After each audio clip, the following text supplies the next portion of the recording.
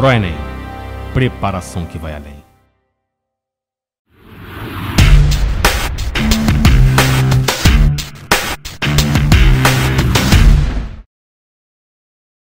Fala, futuros doutores, futuras doutoras, galera padrão ouro, Team Cérebro, tudo bem com vocês? Voltamos aqui hoje, começando a semana que a SM Responde.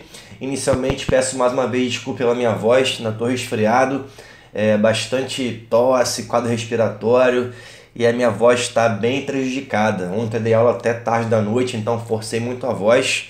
Amanhã eu vou dar aula mais ainda até a noite também, até umas 10 horas, forçar bastante a voz. Então assim, tá prejudicado, mas devagarzinho a gente vai recuperando e com o auxílio do café padrão ouro cura tudo também.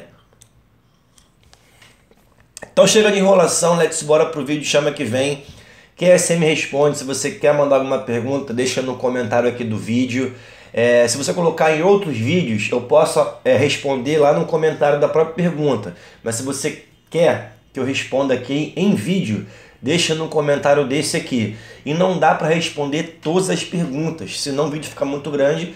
Ou então eu já respondi em outros vídeos, beleza? Então dá uma olhadinha lá. E você de repente pode encontrar alguma dúvida que você tenha e que eu já respondi, beleza? Tem bastante pergunta bacana e muitas delas eu consegui responder e sanar as dúvidas. Então let's bora pro vídeo, chama que vem, um brinde, que SM Responde.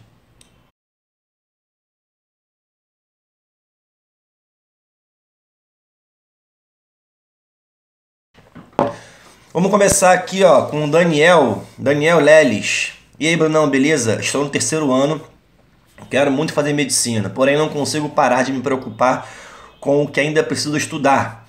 Isso é um grande problema, cara, porque as pessoas têm mania de se preocupar muito com o futuro. Não é que nós não devemos nos preocupar com o futuro, é claro que tem que se preocupar, mas se você ficar ou preso ao futuro ou preso ao passado, você não consegue viver o presente. Então, se a gente não consegue viver o presente, a gente não vai agir. Então esse é um grande problema que as pessoas têm. O cara que fica muito no passado, ele fica se lamentando pelos erros. Caraca, pô, eu devia ter feito isso naquele simulado, então, porra, aquela vez que eu saí, devia ter ficado em casa. A pessoa não age no hoje. Ou então a pessoa que é muito ansiosa fica pensando só no resultado. Caraca, minha prova vai ser aquele dia. Eu tenho que passar no vestibular. Caramba, eu tenho que, porra, entregar tal trabalho. E aí fica tão preso no futuro e quer tanto aquele resultado bom que não consegue agir no presente. Isso é típico de quem é muito ansioso. Então, cara, a minha dica pra você é o seguinte. Preocupe-se com o futuro. É claro, são as pessoas, porra, vivem à deriva. Mas foca na importância, no que você tem que fazer hoje para que aquele futuro se realize. Essa é a minha dica para você. Pô, eu quero atingir tal meta em tal data para tal faculdade, como você quer medicina, né? Eu quero passar em medicina em tal data para tal faculdade. O que eu tenho que fazer hoje para isso acontecer? Isso vai te ajudar a reduzir um pouco essa ansiedade e ter mais ação. Acabo perdendo foco no conteúdo que estou estudando agora. O que posso fazer para reduzir a preocupação? Então essa é uma dica. A segunda, cara, as pessoas têm mania de se preocupar, de levar em consideração só o início e o fim. Então tipo assim, vou fazer vestibular, passei ou não passei. Avalie também a sua trajetória, veja quanto você evoluiu até hoje. E, porra, celebre a sua evolução. Se você vê que você está evoluindo, está melhorando, por mais que não esteja bom ainda, mas se está melhorando, você tem que ficar feliz, porque você está evoluindo para um caminho melhor.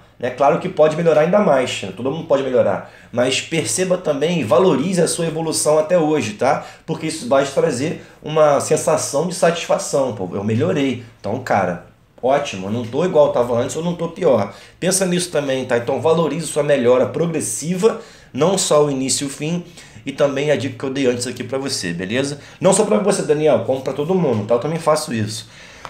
Show, vamos pra próxima. Kellen Marim da Cunha. Por gentileza, comente um pouco sobre oncologia num próximo que SM Responde, tem muita curiosidade. Vamos lá, vamos comentar então. Oncologia é a área da medicina que aborda o estudo, o tratamento, a investigação diagnóstica, o acompanhamento dos tumores e de cânceres, beleza? A oncologia tem basicamente 3 áreas. A oncologia adulta, né, jovem adulta, clínica. A oncologia cirúrgica, que pode ser tanto para adulto quanto para pediátrico. E também tem a oncologia pediátrica, beleza? Para fazer oncologia, se você quiser conhecer mais sobre a residência, os caminhos que você deve fazer para ser oncologista, assiste o vídeo que eu falei aqui sobre residência médica e na descrição do vídeo tem um link para o Programa Nacional de Residências Médicas de todas as áreas. Se você quiser saber o caminho para você ser oncologista em cada uma dessas vertentes, é só você ver lá o caminho que você deve seguir. Então, por exemplo, você consegue ver a programação de cada oncologia, oncologia clínica, oncologia pediátrica, cirurgia oncológica e qual é a trajetória que você tem que fazer em termos de residência para se tornar tal especialista. Então, por exemplo, se você quiser ser oncologista pediátrico, clínico, você tem que fazer pediatria e depois mais uma residência em oncologia pediátrica. Se você quiser ser cirurgião oncológica, você tem que fazer cirurgia geral e depois mais uma especialização em cirurgia oncológica. E por aí vai, beleza? Então, praticamente é isso, né? Adeque-se ao você gosta de oncologia, pelo que eu vejo, depois você vai também acabar se adequando em relação ao seu perfil de como você quer trabalhar. Não, eu prefiro trabalhar com população pediátrica, então você vai trabalhar com oncologia pediátrica. Não, eu quero usufruir minha habilidade manual, mas também quero continuar na área oncológica. Então você vai seguir um caminho mais cirúrgico. Então tudo depende também, não só da área que você gosta, mas também em como você quer trabalhar, operando ou clinicando e com o perfil de pacientes que você prefere atender, beleza? Então, Kellen, escolha, mas ainda tenho tempo, né? Mas tenho certeza que você vai ser uma médica padrão ouro, tá bom? Boa sorte, um beijo. Jackson Avery, ouvi dizer que o mercado de anestesiologista é o que tem maiores retornos financeiros em relação às outras áreas. Bom, ele está perguntando talvez se isso é verdade ou não. Olha só, meu amigo, você já deixou aqui várias perguntas, já reparei, perguntando como é que é o retorno financeiro de diferentes áreas. Seguinte, cara, a primeira coisa, não pensa em fazer uma carreira médica só pela grana, beleza? Óbvio que é importante o retorno financeiro, é claro, a gente precisa de dinheiro para poder viver e ter uma qualidade de vida, porra. Não é nenhum crime você querer viajar, você gostar de comer num restaurante bom, você comprar coisas para você usar, roupa, enfim, não é um crime, beleza? E o médico tem que ser bem remunerado, mas não fica buscando qual é a carreira que você tem que seguir simplesmente por isso. Você já perguntou, cirurgia pediátrica, cirurgia plástica, eu acho, sei lá, várias carreiras e agora anestésio. Você pode ser um médico com bastante retorno financeiro em qualquer área, desde que você seja bom, desde que você se relacione bem com as pessoas e principalmente se relacione bem com os pacientes. Porque trabalhar com a medicina não é trabalhar sozinho não, você vai ter que trabalhar em equipe. Então, ainda mais, porra, uma equipe cirúrgica, né? Tem que se relacionar bem, tem que estudar muito, tem que querer trabalhar. Pô, eu posso ser um cirurgião plástico. Se eu quiser trabalhar pouco, eu vou ganhar bem, mas não vou ganhar tanto. Eu posso ser, cardiologista. Se eu não quero trabalhar pra caramba, eu vou ganhar um bom dinheiro, mas não vou ganhar um dinheiro absurdo. E também tem uma coisa relativa, né? Pra você, o que ganha muito? Então, assim, o médico anestesista, sim, cara, ele vai ganhar muito bem, mas ele vai depender sempre de uma equipe cirúrgica, ele vai trabalhar somente em hospitais, sempre centro cirúrgico, você não vai conseguir trabalhar em consultório. Você já viu alguém procurar um consultório de um anestesista para se consultar? Não tem, né? Então, assim, é mais um trabalho em centro cirúrgico. E o contato com o paciente também é muito pouco, então depende do seu perfil. O máximo que acontece é o médico anestesista tem que falar com o paciente e perguntar: pô, você tem alergia a algum medicamento? Já fez anestesia antes? Teve algum problema? Eu vou ser o seu anestesista, eu vou te dar tal anestesia. E depois, no pós-cirúrgico, ele vai lá ver como é que está a recuperação do paciente da anestesia geral, por exemplo. Então é isso. Então se você tem que escolher pelo seu perfil. Cara, eu quero um perfil mais tranquilo, eu quero trabalhar só em centro cirúrgico e eu não quero ter muito contato com o paciente. Eu quero uma coisa mais tranquila. Então, para você, anestesia vai ser um bom trabalho. Agora, para mim, não serve, tá? Porque para mim, a prática do anestesista é uma coisa que não me agrada. Então, assim, eu descartei já. Então, escolha por isso. Não só para você esse recado, para qualquer pessoa. Escolha inicialmente pela afinidade que você tem com a área, né, com aquele tema, e posteriormente se você vai ser feliz exercendo tal atividade. Aí depois você pensa na parte financeira, beleza? Lucas Santos, fala Brunão, tudo certo? Como são as provas na faculdade? De quanto em quanto tempo tem? Como funciona se reprovar em alguma coisa? Cara, isso vai variar muito, assim, depende, por exemplo, tem faculdade que estipula semanas de prova, né? Então você vai ter aquela semana específica para fazer várias provas. Tem faculdade que deixa livre, cada professor de cada matéria marca a sua data da sua prova quando bem entender. Então a coisa fica mais diluída ao longo do semestre. Então a primeira coisa é essa. Tem faculdade que é semana de prova direto, porrada. Tem faculdade que cada professor faz quando quer e dilui. O outro ponto é o seguinte, o ciclo básico da medicina, perdão gente, e o ciclo clínico são os ciclos da faculdade que você tem mais matérias. Então você vai cursar 8 por semestre, 9, depende de cada semestre como é, se é mais ou menos pesado. E o internato você vai rodar uma matéria por vez, né? Ou é pediatria, ou é ginecologia e por aí vai. Então o ciclo básico, o ciclo clínico, você tem muito mais provas por período do que o internato, que você vai ter no máximo ali 2 ou 3. Então isso é um outro ponto importante. Então, ciclo básico, ciclo clínico é prova pra caramba. Se você levar em consideração que a pessoa faça 8 matérias, que cada matéria tenha 2 provas, então ele vai fazer, por exemplo, 16 provas por semestre. Aí as 16 provas podem ser concentradas em 2 semanas, depende se essa faculdade separa a semana de prova, ou elas podem ser diluídas quando cada professor bem entender, beleza? Agora, no internato, você tem, por bimestre, 1 ou 2 provas teóricas, depende do professor, e uma prática. Então, na minha faculdade, como é que funciona? Você está no internato de clínica médica. Você tem um bimestre para poder rodar a clínica médica. Você vai ter, no final do bimestre, uma prova prática e uma prova teórica. Então, 2 provas só. No final, faz a média e você é aprovado ou não, beleza? Como funciona se reprovar em alguma coisa? Aí depende, né? Tem faculdade que, como você ganha já o horário pronto, se você reprova alguma coisa, é mais difícil você repor aquela matéria no próximo período, no próximo semestre, no próximo ano.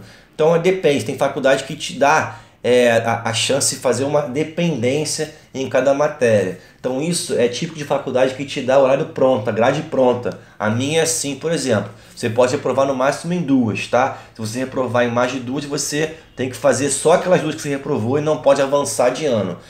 Agora no internato você não pode reprovar em nada, beleza? Se você reprovar no internato, você tem que fazer no outro ano, você não precisa rodar de novo o serviço, você no outro ano faz só a prova. E aí você tem que passar para conseguir o seu diploma.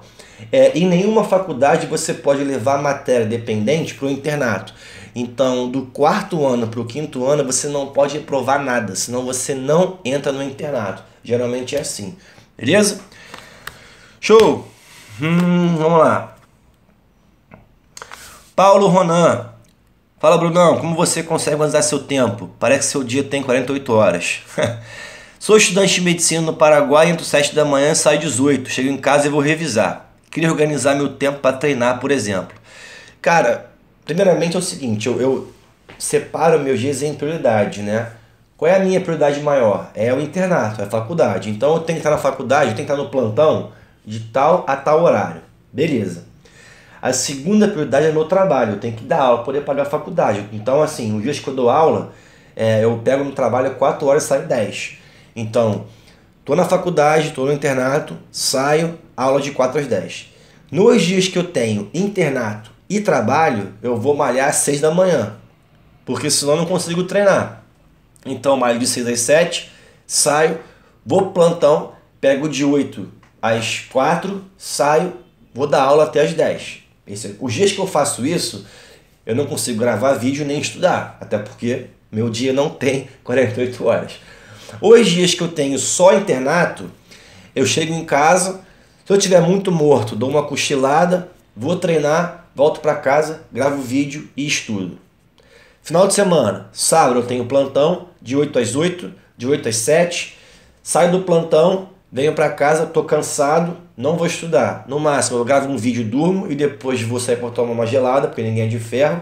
E domingo, cara, é o sarcófago do estudo, é a tumba do estudo. É o dia inteiro estudando, para conseguir tirar o atraso da semana. Então basicamente é isso que eu faço. Dia de trabalho e internato é treinar às 6 da manhã, depois plantão, depois da aula. Dia só de internato é internato, chego em casa, vou treinar, gravo vídeo, vou estudar. Final de semana, sábado, plantão, chego em casa, gravo vídeo, domingo, estudar e gravar vídeo. É isso. Beleza. Next. Luiz Miguel, fala Brunão, como é que foi seu ensino médio? Meu ensino médio foi o seguinte, cara, eu estudei na escola chamada Colégio Brigadeiro Newton Braga, da Aeronáutica, aqui no Rio de Janeiro, uma escola grande, muitas turmas, muitos alunos. Eu adorava essa escola, adorava a escola até na minha casa. Eu era um aluno mediano, assim, um aluno que não gostava de estudar em casa, mas que na aula, na sala de aula, não era um santo, mas também não era encapetado. Nunca dei muito trabalho para professor, tá? Nunca fui de bater de frente, de respeitar, sempre tive um respeito pela autoridade que é o professor, porque eu acho que é assim que deve ser, nunca tive problema. Mas eu tentava na aula prestar atenção para poder em casa estudar o mínimo possível. E sempre que eu tinha que estudar em casa era de véspera, né? Ou seja, um típico aluno de ensino médio mediano. Eu gostava muito de exatas e de biologia. Quer dizer, eu gostava mais de exatas do que de biologia, mas eu gostava muito de história e geografia. Não tem como não gostar de geografia e história, né, cara? São coisas que são legais de você estudar. E nas exatas eu tinha dificuldade em matemática e física, embora gostasse, tinha professores bons, mas eu gostava muito de química. Biologia ficava no meio termo ali. Quando que eu fui gostar de biologia, né? No primeiro ano do ensino médio, eu peguei um professor de biologia que era linha dura, o cara era carrascão, fazia prova violenta. E aí, cara, eu comecei a me afundar em biologia. Chegou no final do ano, eu fiquei em prova final. Na minha escola era o seguinte, ou você passava direto, se não passasse era a prova final, aí tinha um cálculo lá, vida louca. Se você não conseguisse tal nota, você ia para recuperação, tinha que tirar 5 ou mais para passar. Cara, eu fiquei em final, em biologia, pressão de 8,5. Acho que era isso, ou 8, sei lá. Aí eu desesperei, né? Falei, caraca, 8, mano. Porra, como é que eu vou tirar 8 em biologia e não ir pra recuperação? Bom, minha mãe ficou preocupada, e eu também. Ela contratou um professor particular e eu comecei a estudar. Eu não era mau aluno e não era, assim, ruim de assimilar as coisas. Eu tinha só preguiça.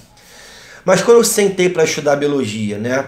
Direito, um auxílio profissional, eu comecei a perceber uma grande afinidade, eu aprendia muito rápido. Eu aprendia biologia mais rápido do que qualquer matéria. Então eu comecei a gostar, falei, pô, esse negócio de corpo humano, caraca, fisiologia, mitocôndria, moleculinha, isso é maneiro, né? Eu comecei a olhar com outros olhos, você vê que engraçado, né? Eu me afundar em biologia me fez parar para estudar com atenção maior, e aí comecei a gostar. Cheguei na prova final, mandei benzão, tirei 9,5, passei. Aí no segundo ano, a minha turma, cara, pegou o mesmo professor. E aí geral falou, cara, vamos mudar de turma, não dá pra pegar esse cara não, ele é linha dura. Eu falei, cara, vou ficar. Vou ficar porque vai ser um desafio, eu vou vencer, vou mostrar que eu consigo. E aí, cara, foi legal que o professor viu que eu realmente melhorei muito. Passei direto no segundo ano em biologia, em tudo. E ele falou, pô, Bruno, bacana, você evoluiu muito. Eu falei, pô, professor, obrigado. Aquilo me incentivou. E aí me despertou o interesse pela biologia. Aí eu resolvi que queria ser biólogo, queria ser professor. E aí, cara, no final da faculdade aí, da escola, eu resolvi fazer ensino técnico no que hoje é a IFRJ, na minha época era a Cefetec. Então eu fazia de manhã colégio, ensino médio normal, e à noite eu fazia curso técnico em biotecnologia. E aí você pergunta, pô Bruno, você queria trabalhar como técnico? Não, eu pensei em fazer isso para me dar uma boa base em biologia e química, para quando eu chegasse no vestibular, porque na minha época o Enem não era o vestibular que é hoje, tá? O Enem era outra coisa, você tinha que fazer provas específicas, tinha que fazer o FRJ, Unirio, UF e o ERJ, tudo separado, então era muito importante a específica. Então pensando nisso, eu quis fazer o curso técnico, para me dar uma boa base em biologia e química, chegar no vestibular e fazer a prova padrão ouro. E deu certo. Então foi assim que eu tomei gosto pela biologia e estamos aí até hoje trabalhando com ela, beleza? Aí a medicina veio só depois, tá bom? É isso. Rosiane Alves, passei esse ano para enfermagem na Federal, estou muito tenso para o vestibular. Vou fazer Enem, quero medicina. Conversando com o médico, ele me indicou que no próximo ano seria interessante assumir a enfermagem e ir tentando o vestibular de medicina, alegando que a cabeça fica diferente quando já está cursando. O que você me aconselha? Quem me acompanha aqui há mais tempo sabe que eu fortemente não aconselho você fazer isso. O que te prepara para a faculdade de medicina é o cursinho... Aliás, o que te prepara para entrar na faculdade de medicina é o cursinho pré-vestibular. É a escola preparatória. O que te prepara para ser bom médico é a faculdade de medicina. Então não existe um outro curso técnico ou faculdade que vá te preparar para cursar uma faculdade de medicina melhor. O que te faz amadurecer é o tempo. Não é a faculdade de enfermagem, é a sua própria cabeça, é algum estalo. Então assim, eu não aconselho que ninguém faça uma faculdade de enfermagem, biologia ou odonto, o que for, para fazer medicina depois. Se você quer cursar enfermagem, curse porque você quer cursar enfermagem. Mas se você vai cursar qualquer faculdade pensando na medicina, não faça isso, porque vai atrapalhar você na preparação para entrar na faculdade de medicina. Essa é a minha opinião. Então eu desaconselho fortemente. Medita, dá uma relaxada, não fica tão ociosa e continue se preparando integralmente para entrar na faculdade de medicina. É isso que vai fazer você entrar e não uma outra graduação, beleza? Essa é a minha opinião. Boa sorte. Fala, Brunão. Alan Kleber. Sou estudante de psicologia e tenho uma curiosidade. Há uma ligação entre a psicologia e a medicina? Há, uma forte ligação. Uma completa a outra ou são independentes? Elas se completam, com certeza, mas também tem uma independência, né? O psicólogo, ele pode trabalhar sozinho com o paciente, mas se o seu paciente necessitar de um acompanhamento psiquiátrico, vai ser muito melhor, né? A saúde, ela é multidisciplinar, é nutrição, é psiquiatria, que é medicina, é psicologia, é tudo junto, né? Quanto mais áreas cuidando de uma pessoa, melhor. Mas isso não quer dizer que você, como psicólogo ou como psiquiatra, dependam do outro. Mas trabalhar junto, melhor, quando necessário. Vamos lá. Uma complementa a outra, então sim. São áreas independentes? Também, né? Considerando um contexto clínico, abraço. Então, olha só. Elas se complementam, mas como eu falei aqui, não é uma obrigatoriedade você trabalhar com um paciente sempre tendo um acompanhamento médico ou um psicólogo. Mas o ideal porque, por exemplo, o psiquiatra, ele vai trabalhar bastante em relação com medicações, né? E o psicólogo vai trabalhar muito com o inconsciente, subconsciente, né? Como é que a pessoa age. Então, por exemplo, se é uma pessoa que ela é muito agressiva, tá? Porque ela é depressiva. Então a pessoa ela tem uma atitude agressiva, tá? Ela explode fácil, porque na cabeça dela, quando uma pessoa fala alguma coisa, né, que ela é contra, ela explode e ela é depressiva. Um psiquiatra que é médico vai trabalhar como em cima disso? Ele vai dar remédios antidepressivos para tentar deixar aquele paciente com um menor grau de depressão e estabilizar o seu humor. Mas cada vez que acontecer, quando uma pessoa falar uma coisa que ela não concorde, isso é um gatilho para ela ficar agressiva. Então esse gatilho que está na cabeça dela, o psiquiatra não vai trabalhar. Ele vai dar fármacos que vão tirar o cara da depressão e tentar estabilizar o seu humor. Mas quem muda aquele gatilho que deixa a pessoa nervosa é a cabeça dela, é o psicológico dela, é o seu inconsciente, enfim, é a sua personalidade. E quem vai trabalhar isso vai ser quem? Vai ser o psicólogo. Então, nesse caso, no exemplo que eu dei, são coisas interessantes de você ter o quê? Você ter duas áreas complementando para um bem maior de um paciente. Ou então, outro exemplo, o cara é esquizofrênico, né? Esquizofrênico e ele tem alucinações. Os fármacos, eles vão diminuir esse tipo de alucinação. Então o cara está vendo uma coisa que não existe. Os fármacos podem controlar essa situação. Nesse ponto, um psicólogo não consegue trabalhar. Por quê? Porque você não consegue convencer aquele cara que aquilo não é verdade. Então você não... Com o psicológico, nesse ponto, você não consegue trabalhar. Então tem que ter uma entrada de quê? De um fármaco. Então assim, de acordo com o tipo de pensamento da doença psiquiátrica, Cada carreira tem a sua funcionalidade, beleza? É mais ou menos por aí. Mas são importantes áreas que se complementam, com certeza. CAMN fala sobre a Unirio. Ela é comparável à FRJ, UF ou é muito pior? Cara, não entendo isso. Eu não sei o que as pessoas têm com a Unirio. Não sei porque que essa coisa que a Unirio é pior. Cara, a Unirio é uma excelente faculdade, tá? Eu tenho vários amigos que são de lá, ex-alunos que são de lá, inclusive todo sábado eu encontro com eles lá no Salgado Filho. A maioria da Unirio é uma ótima faculdade, tá? Uma ótima faculdade, com ex-professores que são de lá, que são excelentes. Os alunos que eu convivo nos plantões são excelentes, mandam bem. Então assim, não sei por que essa comparação ela é muito pior que a UFRJ. Não, cara, é uma excelente faculdade. Eu cursaria lá sem nenhum problema. Então, você que passou para a Unirio, pretende para a Unirio, vai sem medo, tá? Vai sem medo. Ótima faculdade. E quem faz o médico é a pessoa também, né?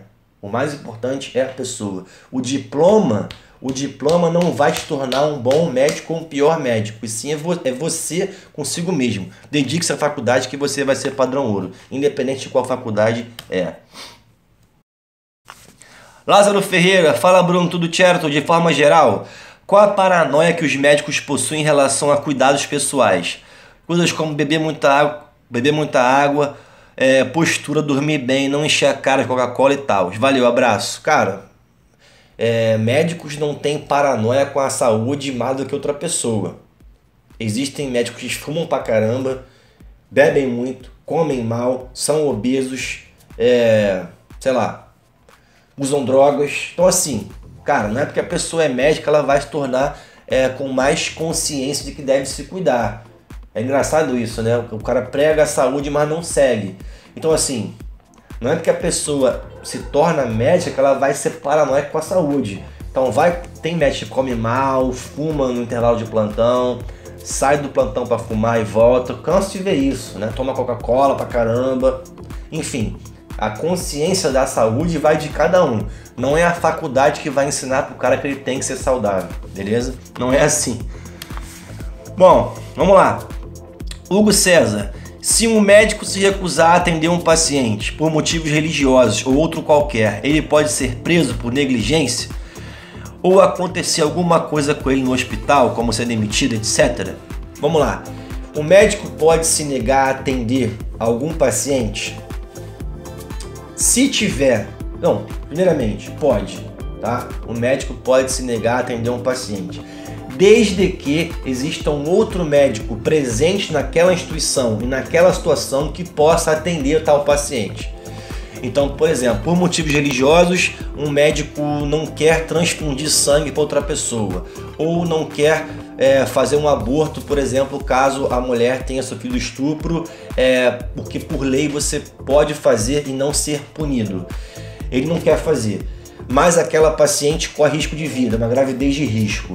Se tiver um outro médico no local que possa fazer, esse médico pode se negar. Agora, se não tiver, se ele for o único, por mais que vá contra a sua crença, valor, religião, ele tem que fazer. Se o paciente correr risco de vida, ele tem que fazer. Se ele não fizer, ele vai ser punido por negligência, erro médico e pode chegar até a perder o seu CRM. Num hospital particular, aí é coisa diferente, porque aí vai ter o patrão ali. Se o cara se negar, mesmo tendo outra pessoa, talvez o patrão não goste e demita o cara. Aí eu não sei, né? Porque aí você tem um âmbito particular. Como é uma empresa, aí quem vai mandar vai ser o seu patrão e aí depende do que ele acredita, tá? Mas na saúde pública, você pode se negar se tiver um outro profissional capaz de atender e solucionar ou encaminhar melhor tal situação, beleza? É isso. Yara Lobo, oi Bruno, ótimos vídeos sempre. Você acha que participar de ligas e monitorias são essenciais para a seleção da residência? Não, eu não acho que são essenciais. Cara, a residência, ela é um vestibular. Ela é um vestibular. O que é essencial para a residência é você se dedicar bem ao seu ciclo clínico, principalmente as matérias semiologia, medicina interna, e fazer um bom internato. Mas, como todo concurso, você vai ter que se dedicar a um adestramento para fazer provas, fazer questões, o que cai mais, o que não cai mais, o que eu tenho que saber dessas questões de cada tema, quais tabelas, quais remédios. É um vestibular, só que é para residência. Ligas acadêmicas são importantes para a sua formação, para a sua prática médica. Monitoria é importante para a sua formação, para ter mais conhecimento. Pode ser que ajude na residência você passar? Sim, pode ser que ajude. Por exemplo, eu tenho facilidade em clínica médica, em cardiologia, em endócrino, porque eu fiz monitoria em fisiologia 2 anos. Eu tenho mais ainda em endócrino porque eu fundei uma liga de endócrino, fui presidente 2 anos. Mas para mim, isso é essencial na residência? Não, não é essencial. O que é essencial é o quê? Pegar as apostilas de preparação para a residência, ler tudo, o que cai especificamente, fazer muita questão. É como você pegar uma apostila de um cursinho para o vestibular. Isso é que é essencial, né? Então é se preparar para aquilo, tá? Então assim, eu não acho que é essencial não. Se você não fizer residência, se você não fizer liga acadêmica e não fizer monitoria, você pode muito bem chegar lá e mandar benzão numa residência. E tem gente que faz e também não manda bem, não passa. Então assim, não vejo vantagem, grande vantagem, tá? Pode ajudar? Pode, mas uma essencial não vejo não, tá? Essa é a minha opinião. Bom pessoal, então é isso, espero que tenham gostado. Se gostou, curte o vídeo aí, inscreve no canal, se inscreve mesmo, tá pessoal? Ajude o QSM a crescer, estamos chegando aí a 23 mil inscritos. Segue lá o Instagram, @quero ser medicina. Ah, e tem um Instagram novo que eu criei com um amigo meu, Dr. Rafael Saldanha, que é o Instagram Medicina Padrão Ouro. Esse Instagram vai ser mais voltado para quem já está na faculdade ou para quem já é médico, beleza? Porque lá a gente vai colocar casos clínicos, conduta clínica, então vai ser mais uma coisa para quem já está na carreira médica. Mas se você quiser ficar sabendo, ficar por dentro, segue lá, Medicina Padrão Ouro, beleza? Então é isso, gente. Tudo de bom para vocês, boa semana e um último recado. Chora agora reaprovado, se não aguenta não se envolve, chama que vem. Um beijo do fundo do ventrículo esquerdo, nos vemos nos plantões por aí. Tchau.